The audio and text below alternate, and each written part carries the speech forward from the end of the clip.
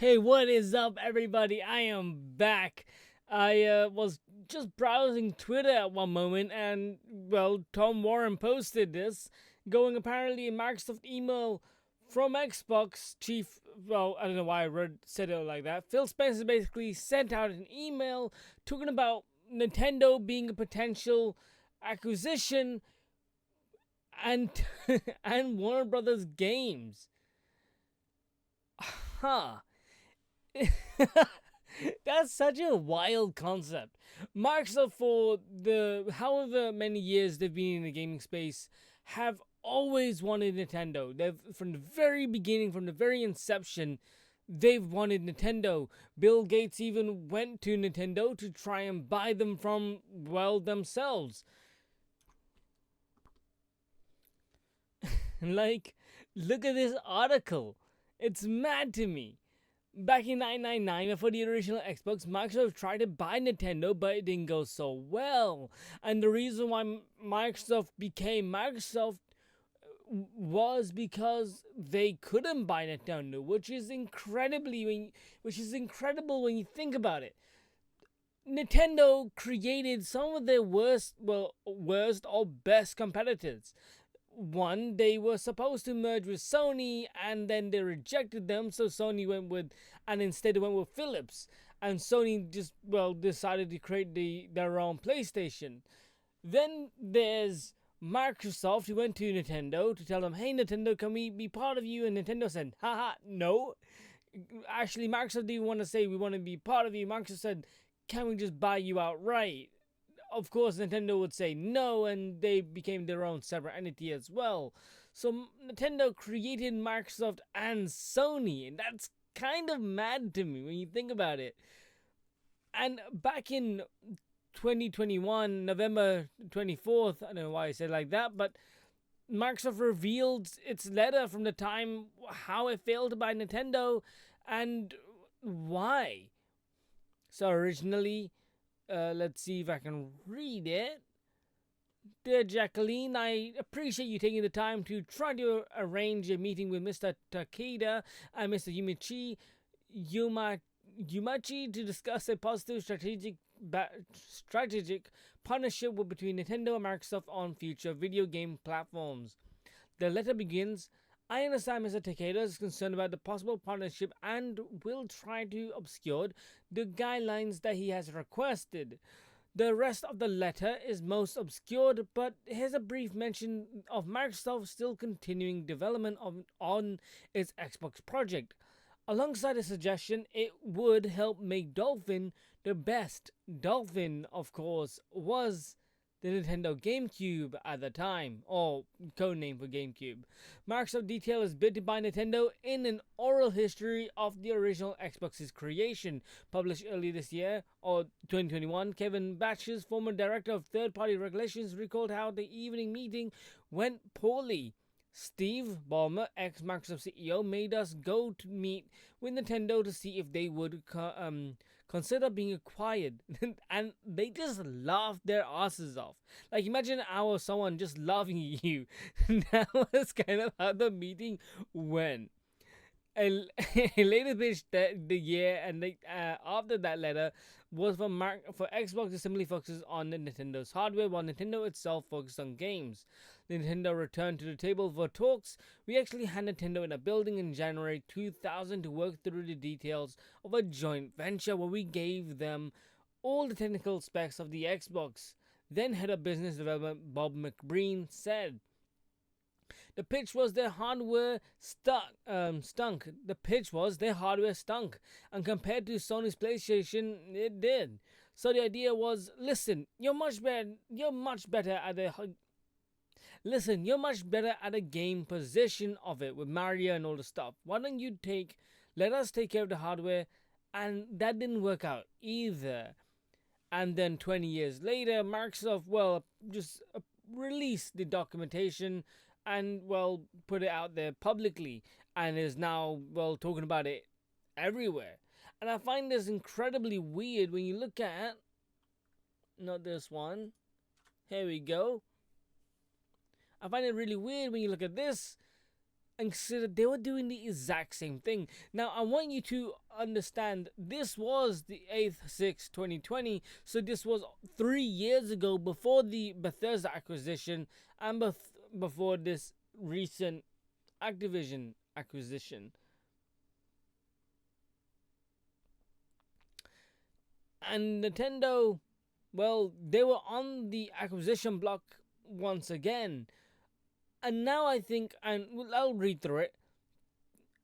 From Phil Spencer to Chris Capossela and Takeshi Nomuto. These are leaked documents, just letting you know. Takeshi, I totally agree that Nintendo is the prime asset for us in gaming, and today gaming is our most likely path to consumer relevance.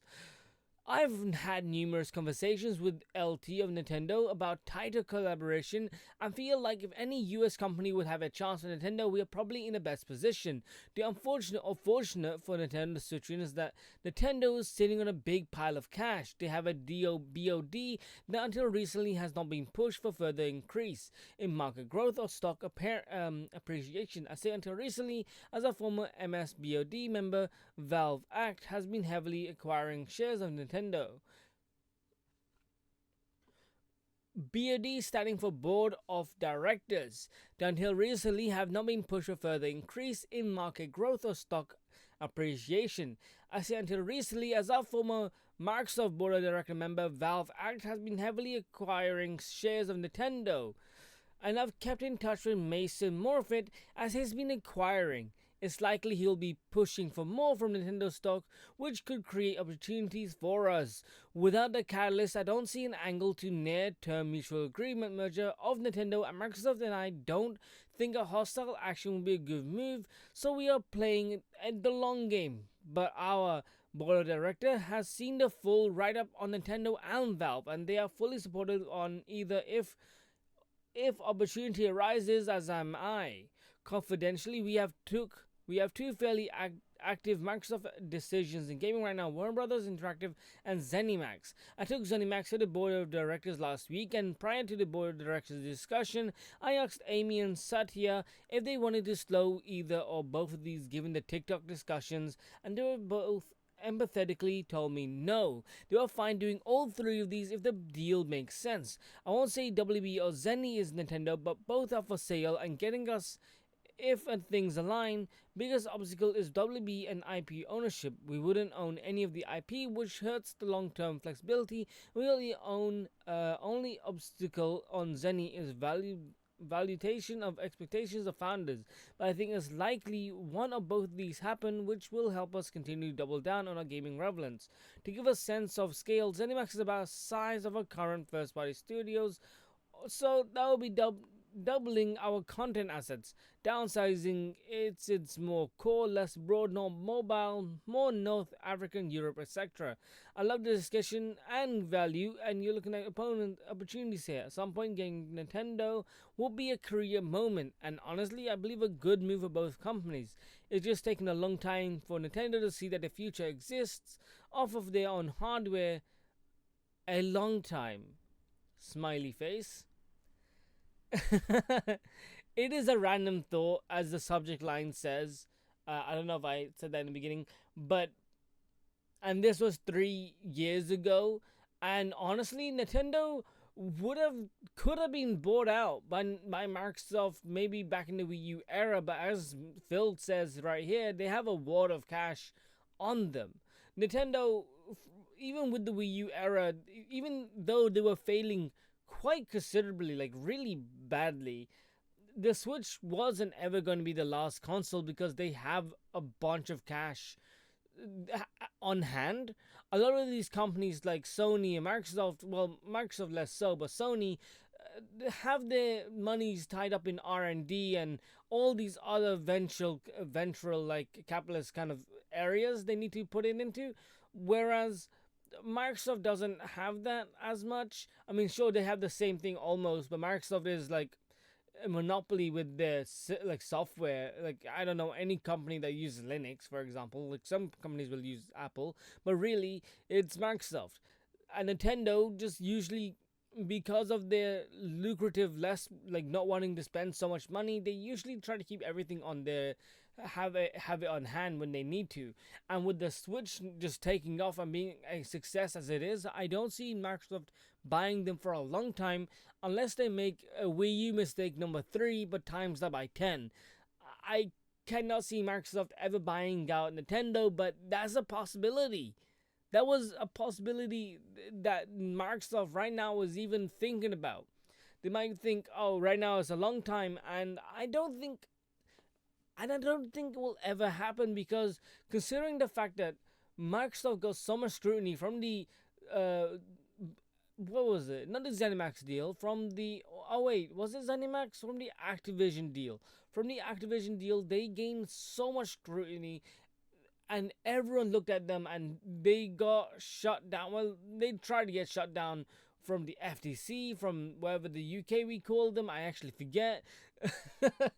And just almost every gaming site, everyone was talking about it. And if Microsoft ever does own Nintendo, they will be a monopoly to an extent.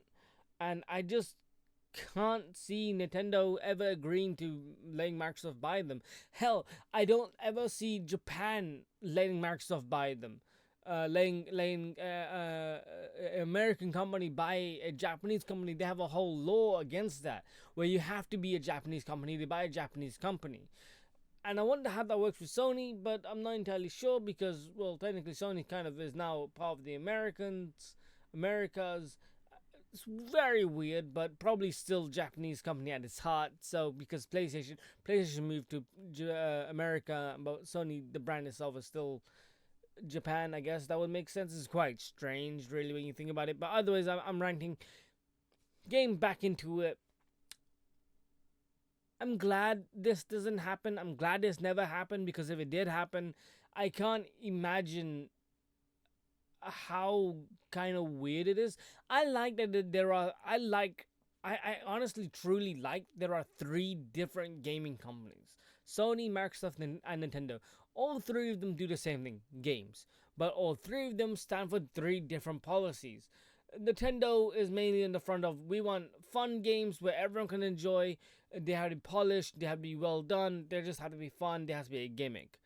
Microsoft is like more of business side, where they go, yeah, we need games, we want AAA games, but we also need games for like kids and everyone the family can enjoy. But really, Microsoft is struggling but have the best deal of the 2, because they're struggling the most. They have to do the best. And with Sony, well, Sony ever since the PS4 really, they've been leaning towards more first party action stories. And in my opinion, I really like the fact that they are so different, and they are willing to use that, oh, we're Nintendo, but for big boys, essentially. I don't think they have the best games, I don't think they have the most replayable games, but for the experiences they have, bare none. Some of the best games Sony you can get from Sony. But all 3 of them have different ideologies and different deals and different kind of just stuff. And being a game at this time is so good, because all these companies are trying to appeal to you. Besides their arrogant Sony, because they're kind of being really arrogant right now, and they come back to their arrogant ways. But one day, hopefully, they don't become like that again, and they go away.